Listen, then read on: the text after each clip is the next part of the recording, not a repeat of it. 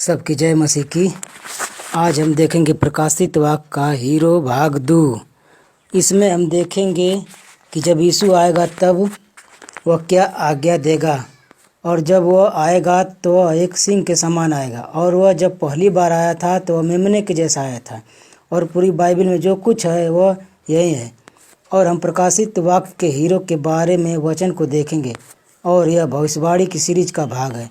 और हम यहाँ देखेंगे कि भविष्यवाणी दानियल और पूरी बाइबल में जो हमें दिखाती है कि यीशु को, ताकि हम जान सके कि उसी के ऊपर हमें गौर करना है।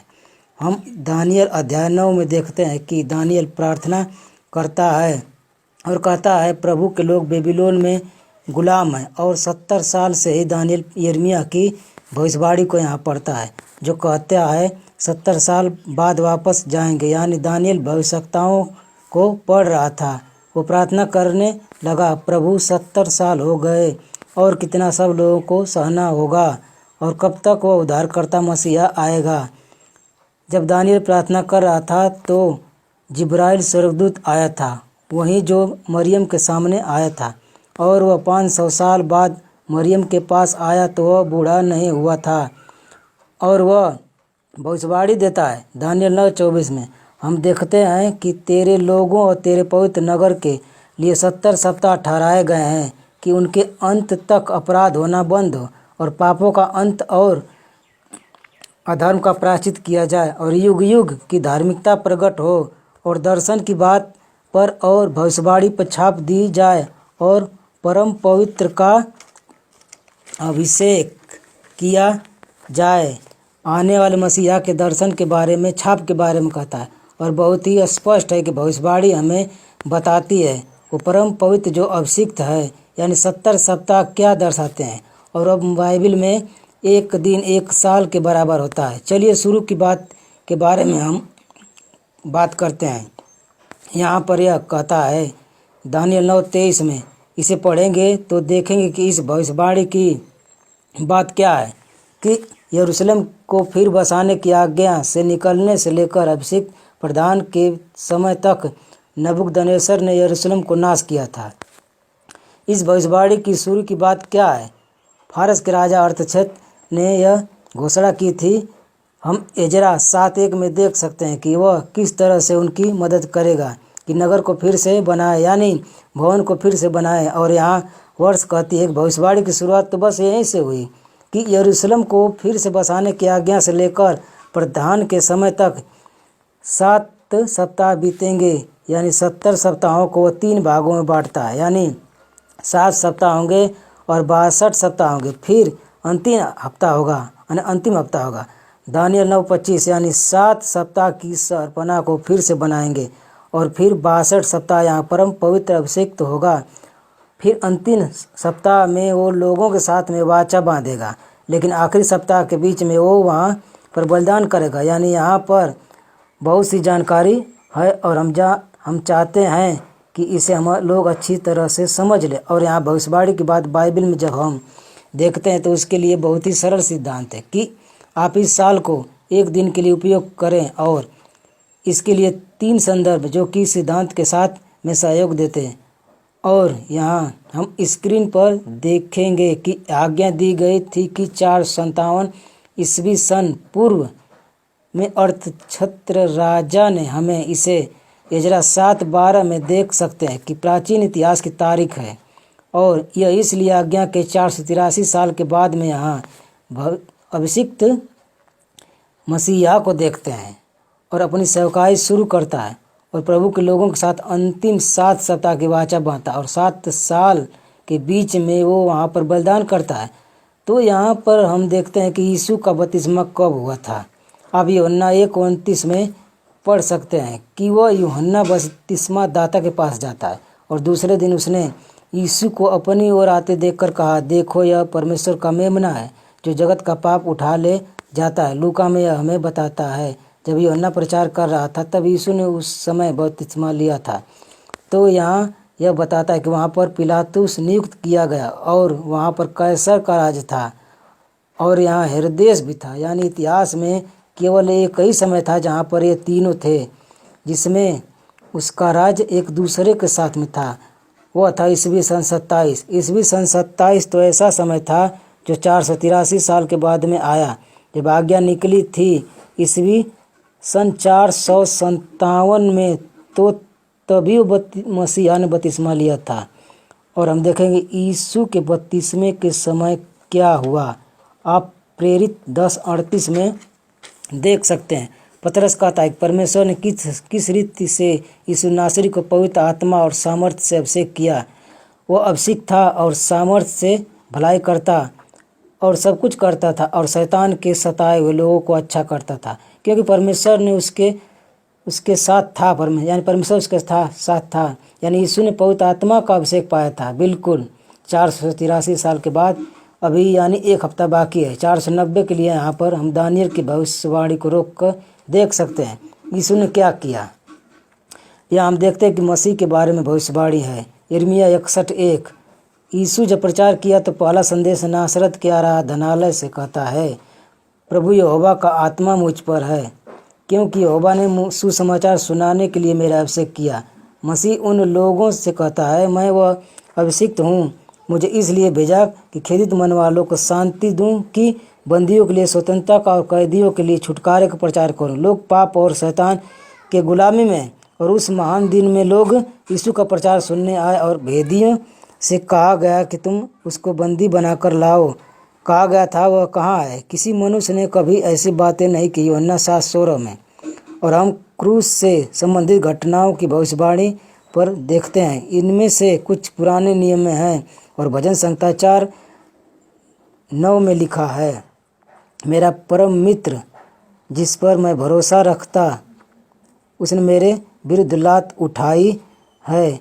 यानी रोटी खाने के बाद यहूदा बाहर जाता है और बाद में उसे पकड़वाता है। फिर आप जकरिया 11:12 में देख सकते हैं, तब मैंने उनसे कहा, यदि तुमको अच्छा लगे तो मेरी मजदूरी दो, और नहीं तो मत दो। तब उन्होंने मेरी मजदूरी में चांदी के 30 टुकड़े तौल दिए। यानी यीशु को कितने में बेचा गया था? चांदी के 30 टुकड़ों में। और आगे यह कहता है, तब यहोवा ने मुझसे कहा, इन्हें कुम्हार के आगे फेंक दो, यह क्या ही भारी दाम है जो उन्होंने मेरा ठहराया है। तब मैंने चांदी के 30 टुकड़ों को लेकर यहोवा के घर में कुम्हार के आगे फेंक दिया। और यहूदा जब दोष से भर गया तो पैसों का क्या किया कि वो प्रभु के भवन में गया और चांदी उस जमीन पर फेंक दी। पता नहीं इन पैसों का क्या करे, ये खून का पैसा था। और उन्होंने कुम्हार की ज़मीन खरीदी कि लोगों को वहाँ पर दफनाए। यानी यहाँ पर देखे तो सैकड़ों साल पहले से बड़ी सटीकता से विवरण दिया गया था। यानी 100 साल पहले यीशु के पकड़वाए जाने के बारे में, उसकी मृत्यु के तरीके के बारे में बताया गया था। और जब ये भविष्यवाणी लिखी गई थी उस समय क्रूसीकरण नहीं होता था। और हम भजन 22 में पढ़ते हैं कि क्योंकि कुत्तों ने मुझे घेर लिया है, कुकर्मियों की मंडली मेरे चारों ओर मुझे घेरे हुए हैं, वे मेरे हाथ और मेरे पैर छेदते हैं। ये क्रूसीकरण के बारे में बताया गया है। और हम यहाँ देखते हैं, वे मेरे वस्त्र आपस में बांटते हैं और मेरे पहरावे पर चिट्ठी डालते हैं। भजन 22:18।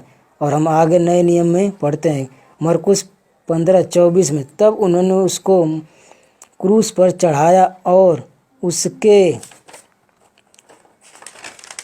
कपड़ों पर चिट्ठियाँ डालकर कि किसको क्या मिले उन्हें बांट लिया। यानी क्रूस के तले वहाँ पर जुआ खेला कि जब वे यीशु के पास आए और उसकी एक भी हड्डी नहीं टूटी। भजन 22 के भविष्यवाणी में यीशु के दोनों तरफ के चोरों के पैर तोड़ने के बाद जब यीशु के पास आए तो देखा कि ये मर चुका है, तो उसकी टांगें न तोड़ी। यूहन्ना 19:33-37। और यूहन्ना भविष्यवाणी में कहता है, परंतु सैनिकों में से एक ने बर्छी से उसका पंजर बेधा और उसमें से तुरंत लहू और पानी निकला, लेकिन उसकी एक भी हड्डी नहीं तोड़ी। ये कहता है बात इसलिए हुई कि पवित्र शास्त्र में जो कहा गया था वह पूरा हो, उसकी कोई हड्डी तोड़ी न जाएगी। फिर एक और स्थान पर लिखा है, जिसे उन्होंने बेधा उस पर वे दृष्टि करेंगे। और हम दानियल 9:26 में देखते हैं, उन 62 सप्ताहों के बीतने पर अभिषिक्त पुरुष काटा जाएगा और उसके हाथ कुछ न लगेगा। क्या यीशु मारा गया? जब कोई बुढ़ापे में मर जाता है तब वो मारा नहीं जाता, लेकिन वह 30 साल की उम्र में मारा जाता। यानी 33.5 साल जो जवानी में मरा वो जीवितों की भूमि से उठा लिया गया, अपने लिए नहीं हमारे लिए, आपके लिए। वह प्रधान एक सप्ताह के लिए बहुतों के संग दृढ़ वाचा बांधेगा, यानी उसके बपतिस्मे से लेकर आखिरी 7 साल चार्ट में देखेंगे। और फिर वह 7 साल को बाद में वह यहूदी लोगों के साथ में वाचा स्थापित करता है और 3.5 साल तक और 3 साल तक प्रेरितों के द्वारा, और अंत में पहला मसीह शहीद हुआ था वह था स्तिफनुस था। उसके विश्वास के लिए यहूदी सुप्रीम कोर्ट ने परखा, जैसे यीशु के साथ किया वैसे ही इसी के साथ किया, और वह नगर से बाहर ले गए और उस पर झूठा आरोप लगाया। उसके बाद वह मारा गया। वह अपने मारने वालों के लिए प्रार्थना करता है जैसे यीशु ने की थी, और सप्ताह के बीच में वह भेंट और बलिदान को रोक देता है।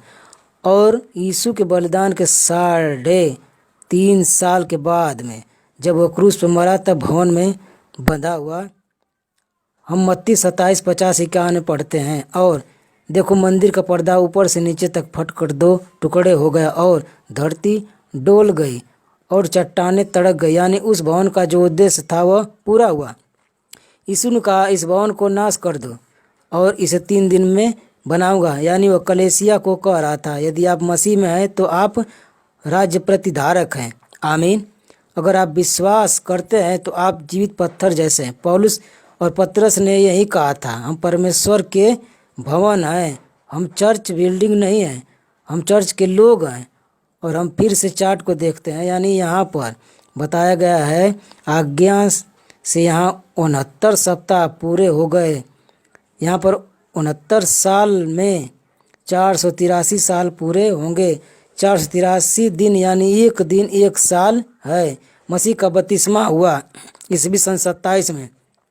वह प्रभु के लिए वाचा बांधता और सुसमाचार को अभिषिक्त किए जाने के पहले 3.5 साल तक व्यक्तिगत रूप में और वह मरता है।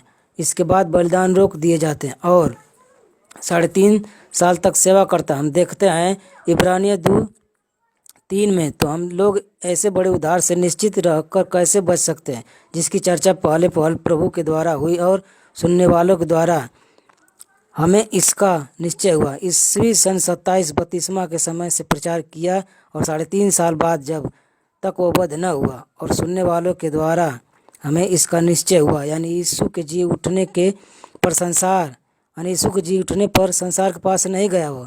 उसने कहा पर यरूशलेम और यहूदिया से शुरू करो। उसने कहा इजराइल के भेड़ों को छोड़कर कहीं न जाओ, और वहीं पर प्रचार हुआ और लोगों ने बपतिस्मा लिया, यानी लोगों को बपतिस्मा दिया गया और हर जगह प्रचार हुआ। और यह तो 490 साल बाद हुआ, यानी दानियल ने जो कहा था वह भविष्यवाणी पूरी हुई। वो क्यों आया? और यीशु ने कहा मैं तुम्हें यानी यीशु मसीह ने कहा था कि मैंने तुम्हें नमूना दिखा दिया है, जैसे मैंने तुम्हारे साथ किया तुम भी वैसा ही किया करो। यूहन्ना 13:15 में। और आगे देखेंगे कि वो हमें पिता को दिखाने के लिए आया। जिसने मुझे देखा उसने पिता को देखा। यूहन्ना 14:9। और हम लोगों को मसीह को याद करना होगा, उसके बलिदान को, जिससे हम लोग उद्धार पा सकते हैं। हम रोमियो 10:17 में देखते हैं कि विश्वास सुनने से आता है और सुनना परमेश्वर के वचन से होता है। आमीन।